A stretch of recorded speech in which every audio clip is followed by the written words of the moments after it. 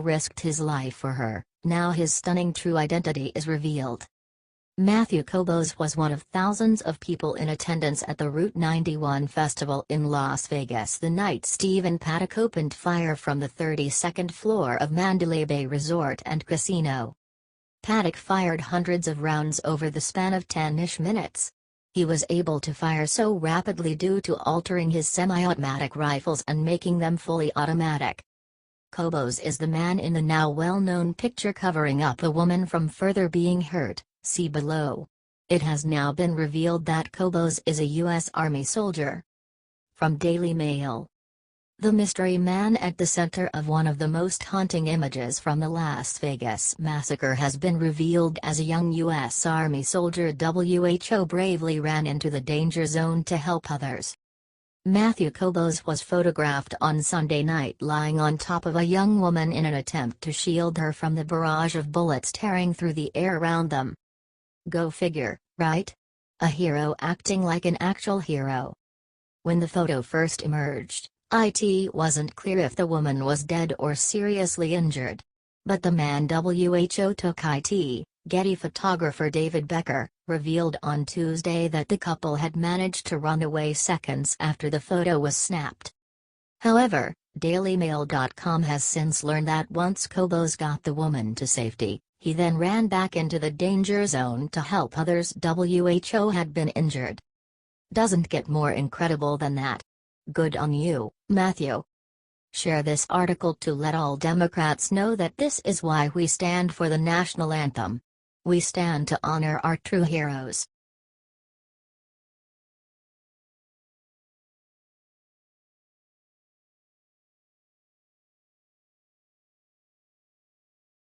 Trump drops the hammer on all fake news networks with 2 tweets, CNN and NBC are screwed. That's it. President Trump has had enough. No more fake news. No more BS from the far-left media that serves as the communications branch for the Democrat Party. Their days are numbered. Why? Because Trump wants the Senate Intelligence Committee to open an investigation into fake news networks. Here are 2 tweets he sent this morning that has NBC, CNN, and others shaking in their booties. While we can all agree that left-wing fake news about the president and his administration needs to stop, Congress getting involved isn't the answer. Ask yourself, do you want the government intervening in how the press goes about their business, even if all they do is lie? Freedom of speech is still very important, regardless of what is said. Do you agree with Trump? Let us know in the comment section. HT, Right Scoop.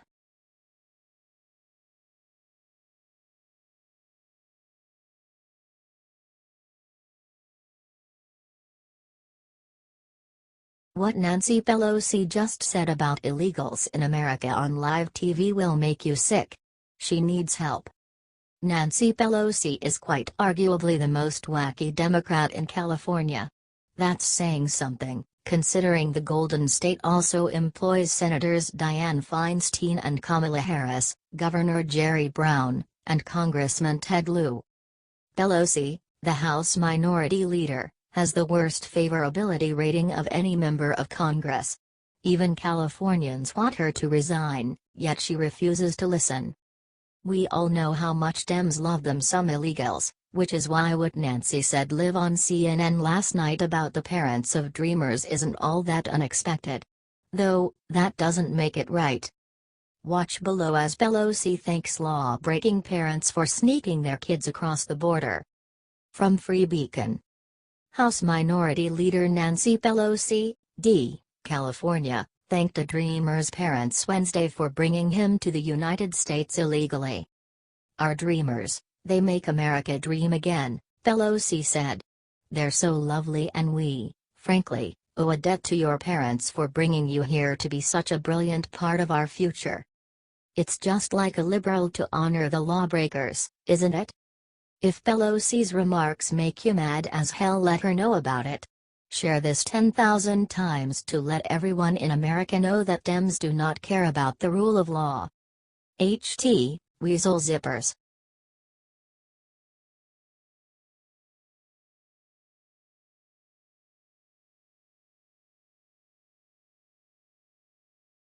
Rex Tillerson just unveiled secret thing Trump did to save millions of Americans. Media silent. Rex Tillerson took to the floor on Wednesday to stop the MSNBC rumors that he had called Donald Trump a moron. It's absolutely disgusting that the media can lie like this without any sources. Tillerson did say something yesterday that the media won't report on. They won't report on it because it makes Trump look very good. Watch below. It appears that Donald Trump saved millions of people and the media didn't even report on it. What a shame. They hate the American people and don't want to ever give Trump some good press. Donald Trump smacked down the media this morning. I want to dispel with this notion that I have ever considered leaving, Tillerson said. That should have been the end of that. We need to help our president get this news out. Let's get it past the media and show all of America how wonderfully hard our president works.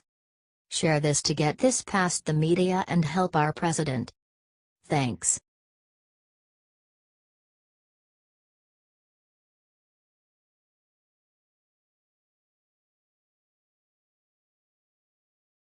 Backstabber McCain just slapped every American across the face, then takes a swipe at Trump. Arizona Senator John McCain very much dislikes President Trump. This isn't exactly breaking news. Everyone knows this is the case. The problems between the two men probably date back even before Trump's comments during the campaign about McCain being captured during the Vietnam War, but they've only intensified since Trump defeated Hillary Clinton in the general election. We know McCain has already slapped all Americans across the face this year when he refused to side with Republicans in repealing Obamacare, but he's not done just yet. Now, McCain has shut down confirmation hearings for Pentagon employees because he's mad at Trump, per Conservative Tribune. According to the Daily Caller, McCain told Defense Secretary James Mattis and Joint Chiefs of Staff Chairman and Marine General Joseph Dunford that he will prevent the Trump administration from appointing needed officials at the Pentagon until he has more questions answered. There are not two individuals that I admire more than are sitting at the table facing this committee, but I want to tell you again, we will not accept a lack of information, a lack of strategy, a lack of coordination with this committee, McCain said at an Armed Services Committee hearing on Afghanistan. McCain added, and there are several methods, thanks to the Constitution, that we have to try and force a change in that relationship. I've been told by both of you that we are having a strategy, that we are now going to work closely together with the committee, that we are working with various allies. I'm glad to hear that. If you're ticked off with McCain's childish behavior, let him know about it. Let's get 10,000 shares to tell McCain we're sick and tired of his BS.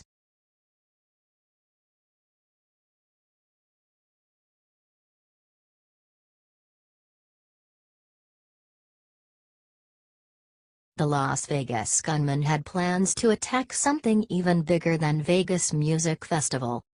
If the Las Vegas mass shooting didn't seem bad enough as is, it turns out that the shooter had plans to make it way worse. It looks like the Route 91 festival was not Stephen Paddock's first choice of places to attack. It was just revealed that Paddock had booked an almost identical room setup at the Blackstone Hotel overlooking one of the biggest music festivals in the world, Lollapalooza. The discovery was made by TMZ, who pointed out that Lollapalooza was held from August 3 to 6 this year, and Paddock's two rooms were booked from August 1 to 6 and from August 3 to 6. Luckily for all of the festival goers including Malia Obama, Paddock mysteriously didn't show up for either of his bookings. It was also discovered he tried to book very specific suites at the Ogden Hotel in Vegas overlooking the Life is Beautiful festival in Vegas earlier this year, but they were already booked. That festival had over 45,000 attendees per day. It is clear that Paddock's goal was to murder as many American concert-goers at once as he could and then escape and keep killing. It is good that he is dead, however, we need to figure out why he did it and who helped him before something like this happens again.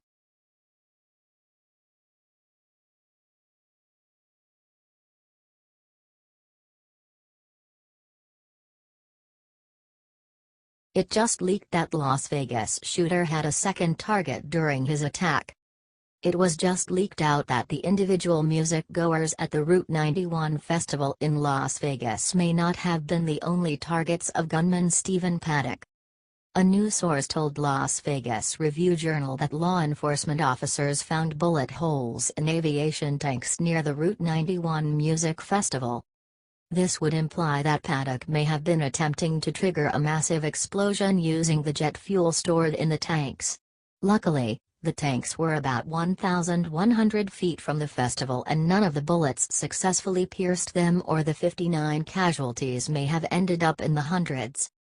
However, this again would show a huge level of planning for him to have picked a spot that would allow him to aim at both civilians and the tanks. A level of planning not commonly seen for one person to do alone. As more and more information on this comes out, the story seems less likely to be a simple lone wolf scenario.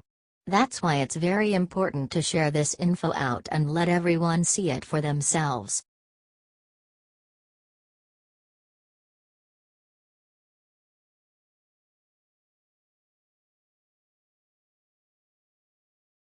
Late last night, the Las Vegas sheriff revealed a massive secret proving the shooter was not alone.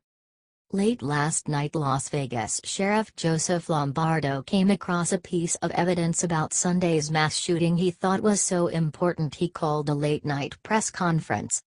America may now never forget the chilling words from Sheriff Lombardo about the killer: he had to have help at some point. That's right. The sheriff said all the evidence is adding up to more than one person involved.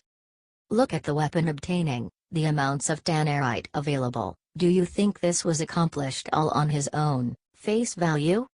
You gotta make the assumption he had to have help at some point, and we want to ensure that's the answer. Put two and two together, another residence in Reno with several firearms, okay, electronics, and everything else associated with it, large amounts of ammo, a place in Mesquite. We know that he had a girlfriend. Do you think this is all self-facing? Individuals are just, without talking to somebody, sequestered amongst themselves? Come on, folks. If you add this news statement with the receipt released by a Mandalay Bay hotel employee, who allegedly served the shooter during his stay, which showed two guests ordering food, it makes the whole thing seem far more suspicious. Now, for a moment, combine all of these factors with the Islamic State's multiple claims he was with them, which the FBI denies, and Sheriff Lombardo's statement about his radicalization 2 days ago, and it's no wonder the FBI took over the case. Help share this out. America deserves the truth.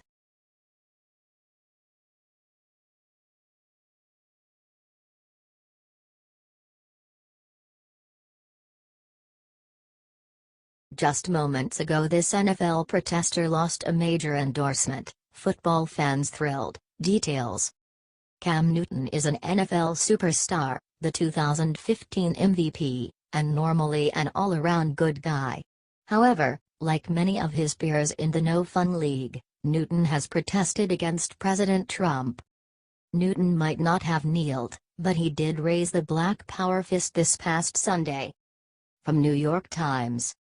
Later, in the fourth quarter of a close game, Newton pushed and bowled his way into the end zone, then leapt to his feet, bowed his head to his chest and raised a clenched left fist above his head, an echo of the Black Pride salutes that emerged in the 1960s. It was to signify Black Power, Newton said after the game, but more important, I pray every night for God to give me a pinnacle to give people hope. As if that weren't bad enough, Newton yesterday made a sexist comment toward a female reporter. Watch below. Today, Newton has lost his lucrative Dannon yogurt endorsement, per Bleacher Report. Yogurt company Dannon announced Thursday that it has cut ties with Carolina Panthers quarterback Cam Newton as a spokesman for the brand. Yikes! Newton has now been exposed as a racist and a sexist. What a combo! Do you think Dannon made the right call? Let us know in the comment section.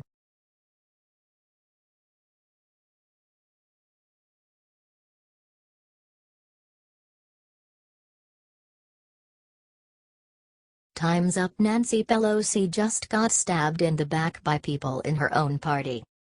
Uh-oh. Nancy Pelosi is in trouble. According to Linda Sanchez, it's time for Nancy Pelosi and other old House leaders to step out of the way. Our leadership does a tremendous job, but we do have this real breadth and depth of talent within our caucus, and I do think it's time to pass the torch to a new generation of leaders, Sanchez said. It's a bold declaration and is likely to mean that it's time for Pelosi to get out. There has been some rumors that people weren't happy about her.